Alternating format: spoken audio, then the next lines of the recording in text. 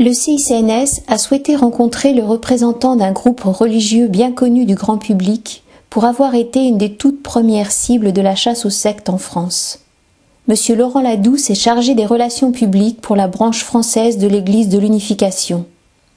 Il expose ici son point de vue sur la situation du mouvement fondé par Sun Myung Moon en 1954. Son récit du déprogramming subi par certains de ses membres, ainsi que l'historique de la campagne médiatique contre les moonistes font de cette interview un témoignage instructif.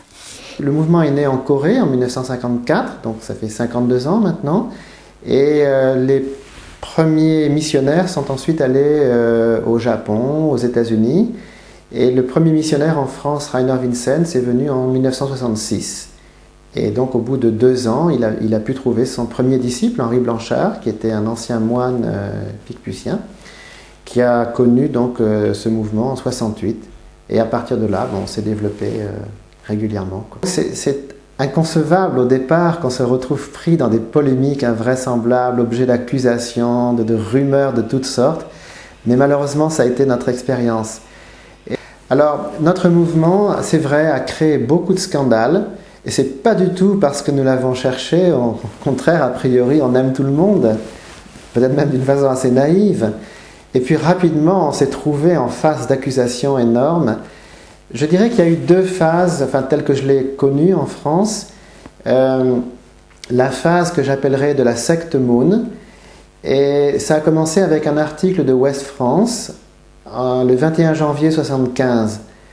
Donc monsieur et madame Champollion, qui ont fondé la DFI, ont trouvé une caisse de résonance aux interrogations de pas mal de familles bretonnes, parce que certains jeunes, il faut se rappeler aussi qu'à l'époque, l'âge de la majorité a été abaissé, de 21 ans à 18 ans, et on avait beaucoup de très jeunes membres. Donc je comprends à la limite que les parents aient été un petit peu affolés, se demander ce qui se passe, que font nos enfants, bon ça c'est compréhensible. Mais ensuite, il y a eu le tam-tam de Ouest France qui a balancé beaucoup de fantasmes, etc. Et cet article a inventé pour la première fois cette notion de la secte Moon, qui a été reprise très vite par les médias du monde entier. Parce que il y a 3 syllabes, la secte Moon, c'est facile à se rappeler. Et en plus, on passait vraiment pour l'archétype de la secte, avec tous les clichés. Alors bientôt, il y avait eu le mythe du lavage de cerveau, il y avait la manipulation mentale, et je me souviens d'un article de Paris Match qui disait Moon, le dieu vivant qui vole nos enfants. Donc pendant assez longtemps, le milieu qui nous était hostile, on jouait sur ce que j'appellerais l'horreur religieuse. C'était une hérésie, mais absolument affreuse, avec un gourou comme on n'en fait pas, manipulation mentale, on ne peut pas vous dire combien c'est horrible, enfin bref. Et horreur religieuse, horreur familiale aussi, donc on nous présentait comme des jeunes gens très prometteurs, de bonne famille, très brillants, destinés à faire les meilleures études, enfin la fierté de leurs parents, et puis soudain donc embrigadés, etc., soustraits à l'affection de leurs proches. Il y avait cette image, ces 2 choses, l'horreur religieuse, l'horreur familiale. Ensuite, il y a eu un autre mythe, qui est tout aussi faux d'ailleurs, qui a été celui de l'Empire Moon. Et donc Jean-François Boyer a pris le contre-pied du premier mythe en disant « Mais non, il n'y a pas de lavage de cerveau, au contraire, c'est des gens redoutablement intelligents. » Il nous a appelés des moines soldats d'ailleurs. Il disait « Voilà, c'est des nouveaux templiers, ils sont redoutablement intelligents, ils ne sont pas du tout lavés du cerveau, au contraire, mais ils représentent une horreur politique, ils veulent subvertir l'État français, ils sont infiltrés partout, ils noyautent nos institutions. S'ils menacent un cerveau, c'est celui de l'État, quoi. Ils vont se rapprocher du pouvoir. Il faut les arrêter. Alors, face à cela, nous-mêmes, on a parfois essayé de se défendre, mais je dirais que à la limite, ça ne sert à rien, quoi. Ce qui, à mon avis, fait évoluer nos adversaires, c'est que nous sommes fidèles à nos valeurs, on essaye de ne pas trop polémiquer, de vraiment faire notre travail, en se disant, un jour ou l'autre, ces gens-là vont se calmer, quoi. On n'est pas du tout un mouvement, je dirais, extra-mondain, pour parler comme les théologiens, otherworldly en anglais. C'est-à-dire, nous voulons réellement apporter le salut à la société, à nos contemporains, à nos dirigeants, Donc de les avoir contre nous comme ennemis, c'est insupportable dans un sens, mais ça n'ôte pas notre zèle. Il y a des choses qu'on ne peut pas faire. Il y a par exemple des polémiques où vous ne pouvez pas répondre, c'est une perte de temps. Donc souvent, on a préféré ignorer, ne pas engager des batailles inutiles. Je pense aux batailles judiciaires en particulier. Parfois, on nous a dit il faut répondre systématiquement, il faut faire des procès. Bon, on s'est dit ça ne résout pas les problèmes. Donc ce que nous avons essayé de faire, c'est que même lorsque nous étions l'objet de toutes sortes d'accusations, on avait par exemple un magazine, Le Nouvel Espoir, que nous envoyions dans les années 70 à tous les parlementaires français. Et on a su qu'il était lu, en fait. Et il donnait une très bonne image de notre mouvement. Il n'était pas de bon ton de le dire sur tous les toits, mais en fait, ça se connaissait dans certains milieux que ce n'est pas du tout le mouvement que l'on dit. C'est des gens très intéressants, qui ont beaucoup de choses à dire. De même, moi, je me souviens d'avoir rencontré de grands écrivains en France. J'étais très ami avec Pierre Emmanuel, qui était un grand poète français. On s'est vu très souvent. Et il était effaré par le décalage entre l'image qui était donnée de nous et le jeune homme qu'il avait en face de lui. Pareil, on a eu de très bons contacts avec Maurice Clavel à l'époque, avec beaucoup d'intellectuels. Et très souvent, il y avait ce décalage entre l'image de zombies qu'on donnait de nous et en fait ce que les gens voyaient, c'est-à-dire des personnes qui ont une réflexion profonde, qui ont beaucoup de choses à dire sur la société, qui sont enthousiastes, quoi. Aux États-Unis et au Japon, nos membres ont énormément souffert du déprogramming, malheureusement. Mais en France, ça n'a jamais pris des proportions trop sérieuses. Les déprogrammeurs, en fait, sont des gens qui jouent sur les mots, qui prétendent connaître notre enseignement et qui vont troubler nos membres en disant « le révérend Moon a dit ceci », alors c'est hors contexte, souvent il y a même des choses tronquées. Et petit à petit, ils les amènent, si vous voulez, à se renier. En fait, c'est pas si nouveau que ça. Par exemple, si vous lisez l'histoire de saint Thomas d'Aquin, il a été kidnappé par sa famille à l'âge de 19 ans parce que ses parents avaient un plan de carrière pour lui. Et quand il a adhéré aux Dominicains, c'était le scandale, etc. Alors nous, on a connu aussi effectivement de telles tentatives. Marie-Christine Amadeo, elle avait été enlevée en 1976 devant les caméras à l'époque c'était pas FR3, c'était la troisième chaîne, je ne sais pas, et les gendarmes étaient là aussi. On a eu aussi Christine Yvon qui a eu affaire au déprogramming. Il y avait d'ailleurs quelqu'un de la DFI qui participait à cette affaire.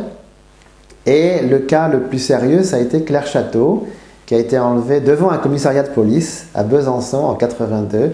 Elle a été séquestrée par Martin Farias, qui était un ancien membre de notre mouvement.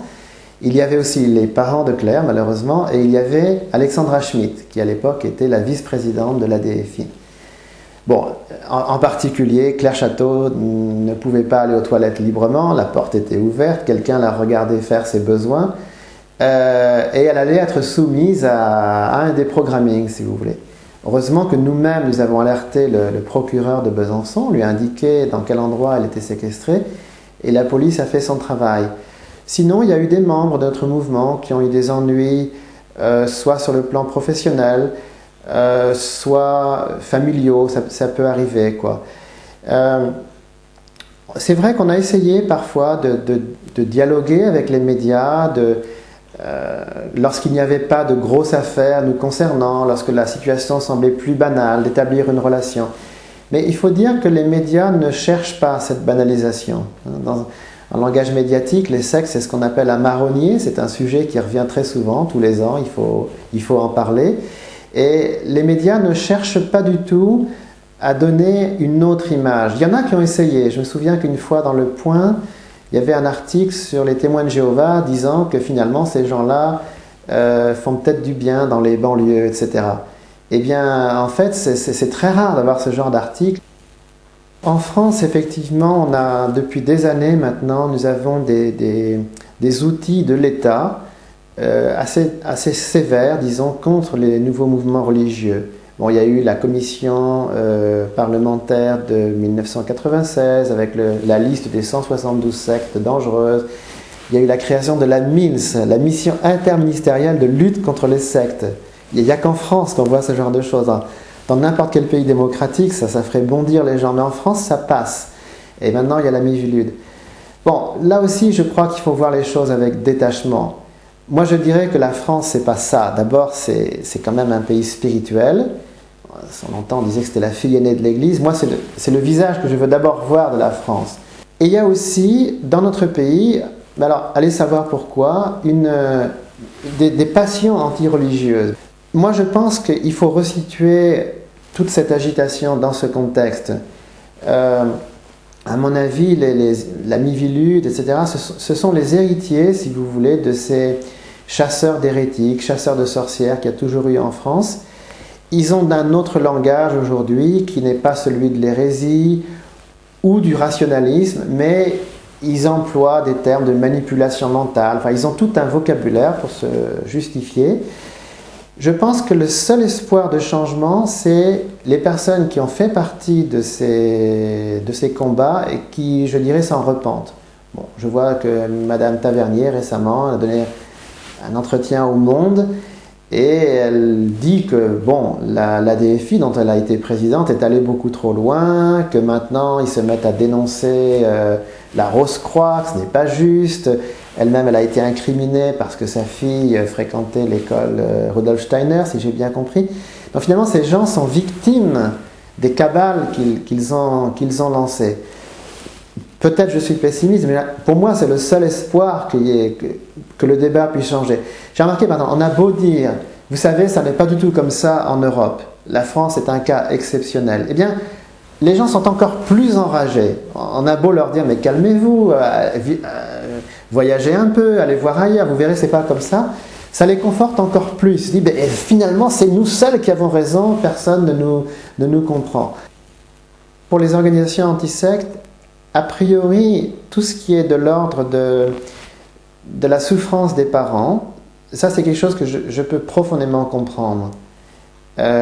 Si la DFI représentait cela, c'est-à-dire le désarroi des parents lorsque leurs enfants, en qui ils ont placé certains espoirs, décident de suivre un autre chemin, c'est compréhensible.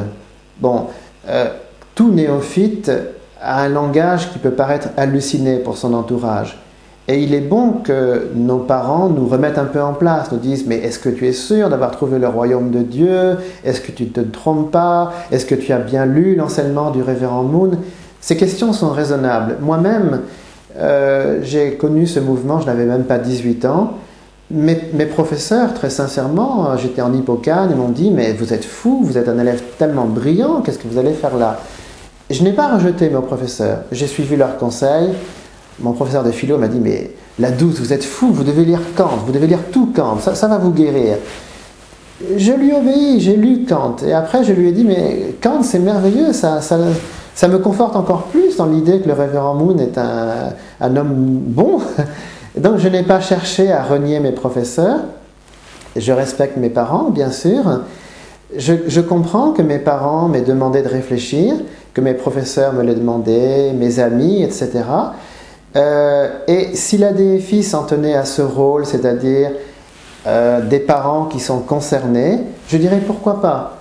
Mais je m'aperçois qu'à un moment donné, la DFI a fait fuir la plupart des parents de nos membres. C'est pas pour insulter la DFI que je dis ça, mais en fait, beaucoup de parents ont dit « Mais la DFI, c'est une véritable secte, ils sont totalitaires, ils n'écoutent personne. » Et donc, ils ont cessé de cotiser, ils ont cessé d'aller à leurs réunions. Ça ne veut pas dire pour autant qu'ils étaient entièrement d'accord avec nous, mais ils ne se reconnaissaient pas dans le langage de la DFI.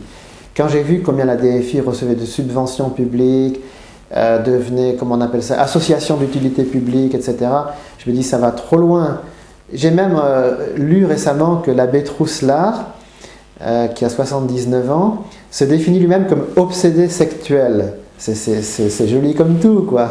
Autrement dit, heureux les obsédés sectuels, parce qu'ils auront la Légion d'honneur. Finalement, il a reçu la Légion d'honneur pour service rendu dans la lutte contre les sectes.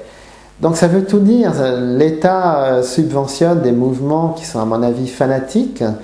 Je crois que ça fonctionne un peu comme une drogue, c'est-à-dire que la DFI ne sait pas où s'arrêter. À un moment donné, ils sont obligés de faire de nouvelles listes, de découvrir des sectes cachées ici ou là, c'est la délation. ils ne savent pas s'arrêter. Ça, je trouve ça très, très dangereux. Ce qui est dommage, c'est qu'en France, ces groupes-là n'aient pas été étudiés par les sociologues. Aux États-Unis, on s'est intéressé au phénomène anti-secte. Comment devient-on aussi fanatique contre les nouveaux mouvements religieux? Quel est le profil des personnes qui adhèrent à cette idéologie? Ça, c'est un thème que je trouve intéressant. Tous ces personnages qui sont quand même curieux, je trouve, dans la République française, en fait, ils sont très officiels, on les voit dans les allées du pouvoir comme des personnages tout à fait respectables. Je crois que les sociologues devraient s'intéresser à eux et être un peu plus entendus, quoi. Les gens qui nous fréquentent sont étonnés par le fait que dans nos réunions, on parle de toutes les religions. C'est pratiquement, si vous voulez croiser un rabbin avec un imam, avec je ne sais pas, un moine bouddhiste en sa robe safran, etc., vous venez chez Moon. C'est là que vous avez le plus de chances de les rencontrer. C'est un tel décalage entre l'image de secte qui nous est accolée et la réalité de notre mouvement. Alors, moi je dirais que c'est la grande réponse à toutes les polémiques. Nos adversaires peuvent dire ce qu'ils veulent, ça ne va pas nous empêcher de faire ce travail. Nous avons un certain nombre d'ambassadeurs de paix, justement de différentes religions, et je crois qu'un jour ou l'autre, ils vont aller vers nos adversaires, ils vont leur dire « Arrêtez de dire toutes ces bêtises sur les moonistes, venez m'interroger moi, qui suis, je ne sais pas, catholique, protestant, juif, je vais vous dire pourquoi je respecte le révérend Moon. » Je pense qu'il faut aller vers là, parce que sinon, si vous voulez, les polémiques, on n'aura jamais fini, quoi. L'idée que la spiritualité serait coupée de la société, qu'elle rendrait les gens esclaves ou asservis à je ne sais quoi, pour moi c'est faux.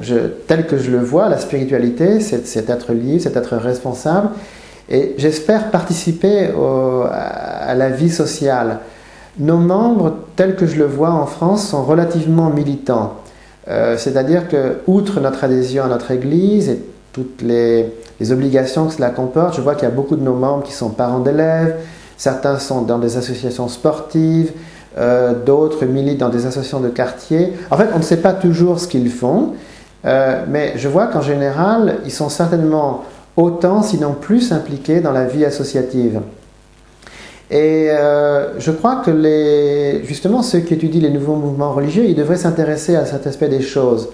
S'il s'avère que les adeptes de ces nouveaux mouvements religieux sont plutôt, je dirais, plus impliqués dans la vie associative que la moyenne, bon, c'est bon à savoir. Et je voudrais que les pouvoirs publics offrent une meilleure image, qu'on ait enfin une enquête sérieuse sur les nouveaux mouvements religieux.